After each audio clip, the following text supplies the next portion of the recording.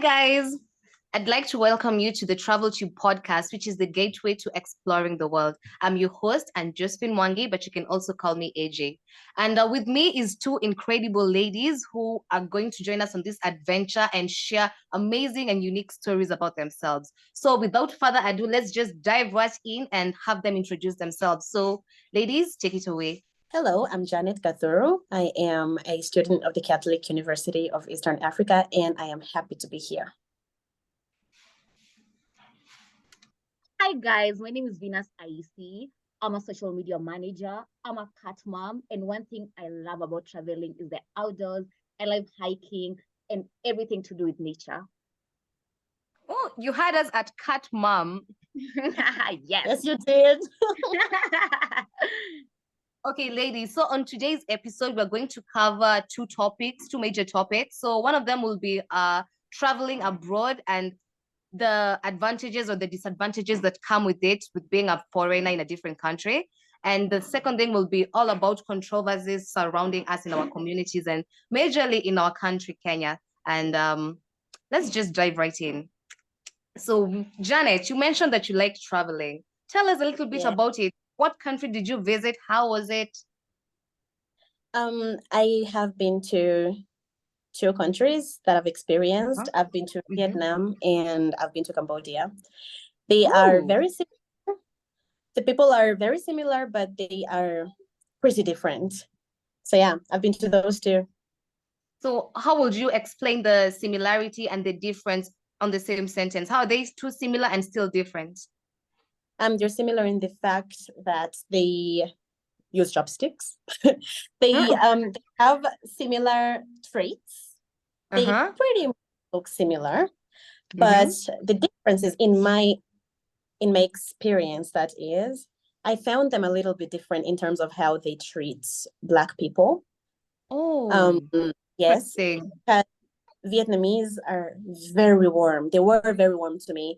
Of course, they're not used to Black people, but how they react to a Black person is way friendlier than how the Cambodians treated me as someone foreign to them. Yes. Also, how would you kind of Venus? Was it more being racist, or was it like, I do not know this person? Pretty much both, but Cambodia had the racism factor a little bit more pronounced than how it was in Vietnam. Vietnamese are very curious people. They want to know why you have different hair, why you have a different skin tone, why you speak a different language, because they don't speak English. They speak Vietnamese. So they're okay, how would I say this? They're more curious as compared to Cambodians. Cambodians can tell you're definitely Black, you're different, but they don't want a lot to do with you. So yeah, so that's the difference. To me though, and to other Black people that I spoke to, Cambodians are not as warm as Vietnamese are, but they're so similar, even how they look. I already know where I want to visit for the first time. Yes. I actually have a different situation with a Cambodian lady. She was actually Where was this? It was in the coast of Kenya, Mombasa. She was really warm, wanted to know where she should visit, and it was actually different. Maybe that's it. Or maybe it's because she wasn't in her home ground, so maybe you can't act different in another person's land. Yeah. Also, I think it's just she's more exposed. The ones that are more exposed are they're friendly. The ones that are they're so close to home, they've never left home, they don't know other people, they're not exposed. Those ones usually have problems. So maybe the one that you met has got very good exposure, but I didn't say it's all Cambodians. I just say it's the ones that I met. Yes. I didn't stay there for too long to have such fine details about how they are. Awesome. Yes. So Janet, you mentioned that you had been to Vietnam. So what was the reason? Why did you decide to visit Vietnam? Or was it something that was it on vacation? Was it work? Was it just for fun with your friends? Why did you go to Vietnam? It's a little bit of all what you mentioned.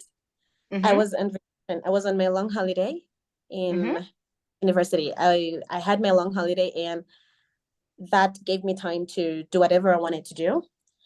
It Mhm. was for volunteering. So volunteering, I could describe it as travel with a purpose, where Mhm. you travel to create a positive impact wherever you go.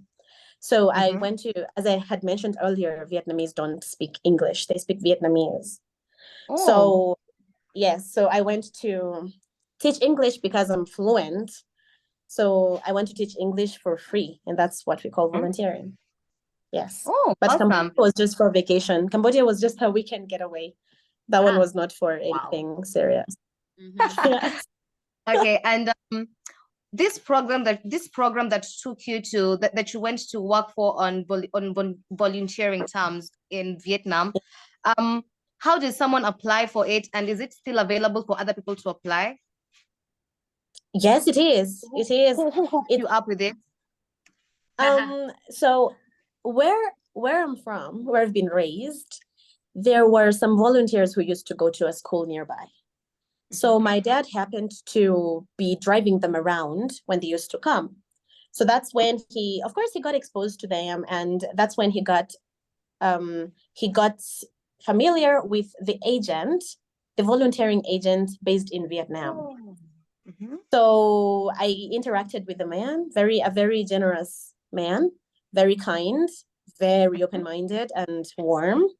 So he told me, actually, we just spoke for like 20 minutes, and he just told me, wow, you have very good English. We don't speak English in Vietnam, so you could probably consider coming to Vietnam to help people Mhm. learn English because you have a good command. So you Mhm. would just think about it, you know? And of course, I was Mhm. very excited because I've always wanted to go to Asia. My dream destination is India. So I thought Oh. it's close enough. Plus, I feel safe because I'm going to the country of the agent, because this Mhm. agent he connects all the volunteers who are interested in volunteering in Vietnam through the what is this, through the organization that I used. It's called Green Lion. Another one that people use is IVHQ. It's called International Volunteer HQ. So it's more or less, Oh. yeah, it's more or less the same thing. They work together. So that's how I did it. I just told him that I was interested. And because my dad was there, I just let them plan everything. So basically what I could Oh. say, all I had to do was to just show up and go. And have good I English. wouldn't tell Princess, you much about the plan. princess treatment. Yes, And how about you, precisely. Venus? What country would you like to visit? Janet said she'd like to visit Vietnam or some Asian country. So, what's your dream destination, or what country would you like to visit in future? I feel like everyone's dream destination is in Asia because mine too is in Asia. I want to Oh. go to Malaysia or Ooh. Singapore. They're more of Uh, city Oh, vibes, but what I've seen out there is yes. where I want to go. ooh. Great Awesome, choice. ladies. Great So, choice. Yes. the other thing I want to ask is also for you, Janet. So, when you went to Vietnam, I think you've mentioned that it's your dad and the agent who did everything for you. So, did you have any qualifications that you had to have, like any visa requirements? Did you have to apply for anything? Yes, I applied for a lot. Okay, not a lot really, but I applied for, basically I started from scratch because I didn't even have a passport. So I had to apply for a passport. Quick question, Vietnam, Venus, do you have a passport? Hell yes, I do have a passport. Okay. Janet? You have to have it in hand. so I had to apply for a visa.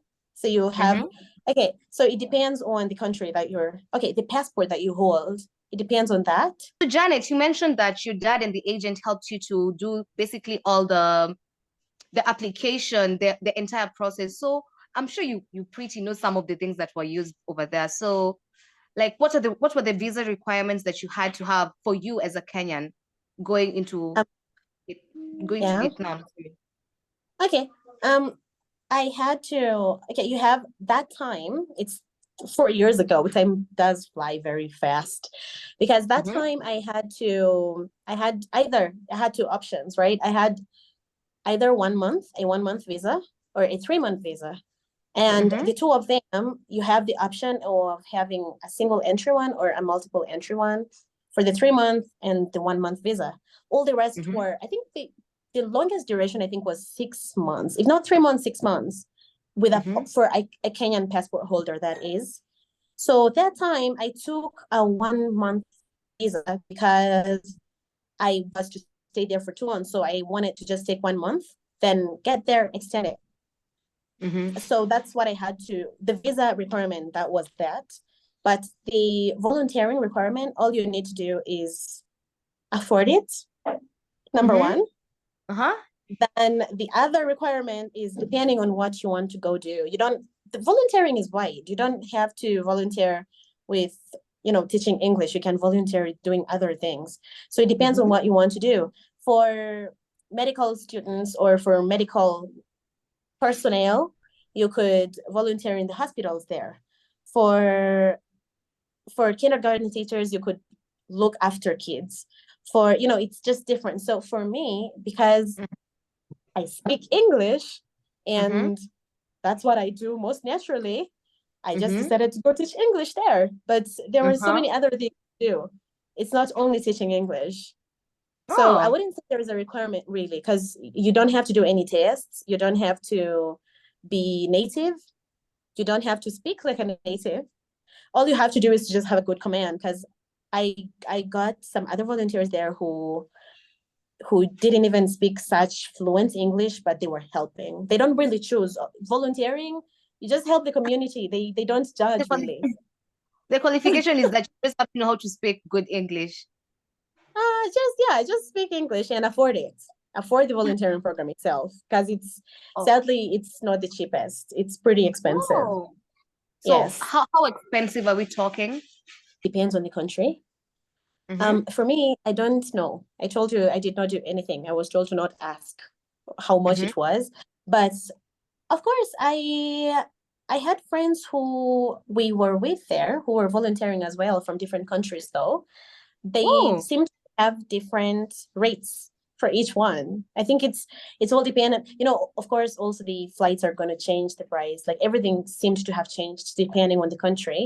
I had a Taiwanese friend who she paid nine $900, almost $1,000 per week.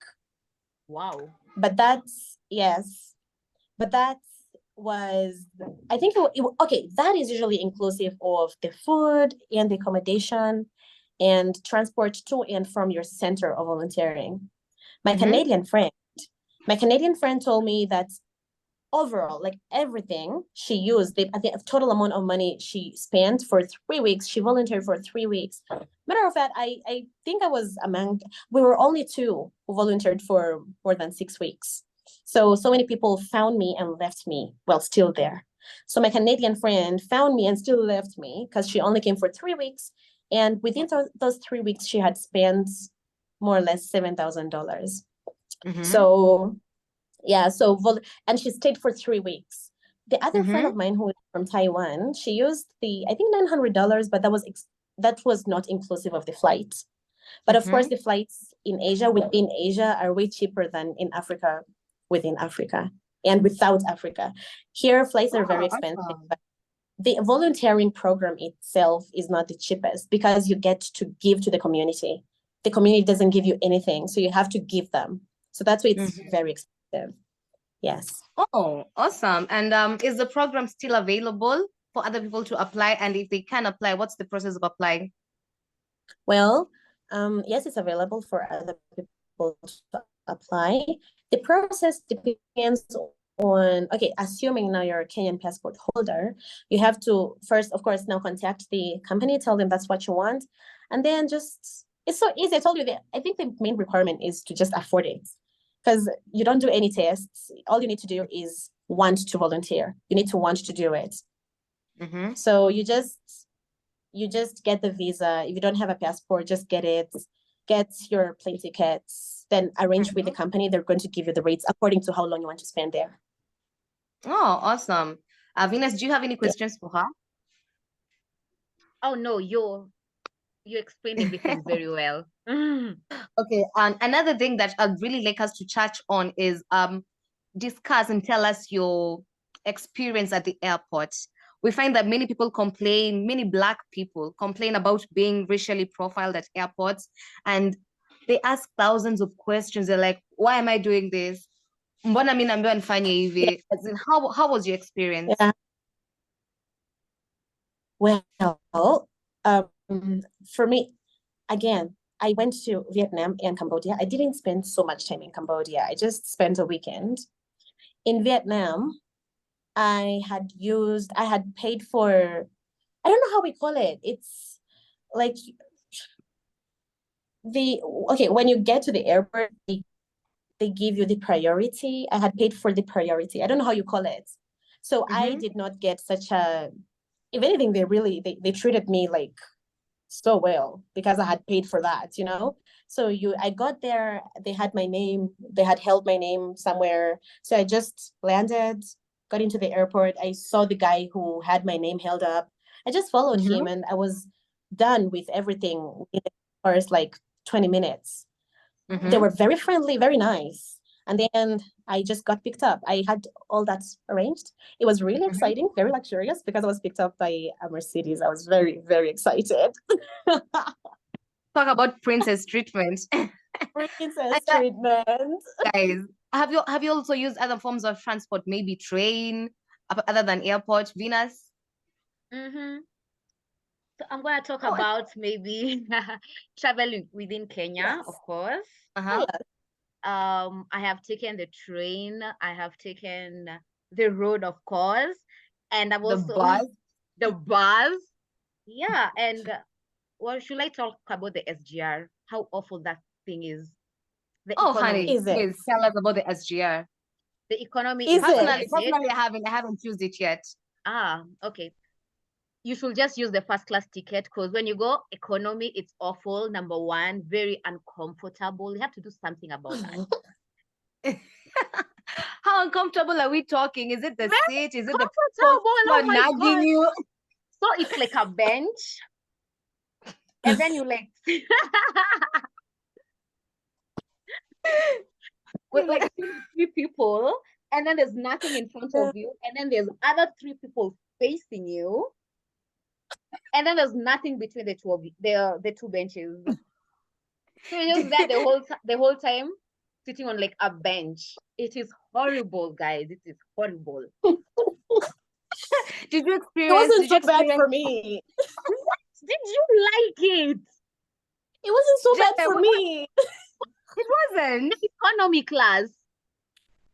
Yeah, I've gone economy and I've gone first. And really, no. But I think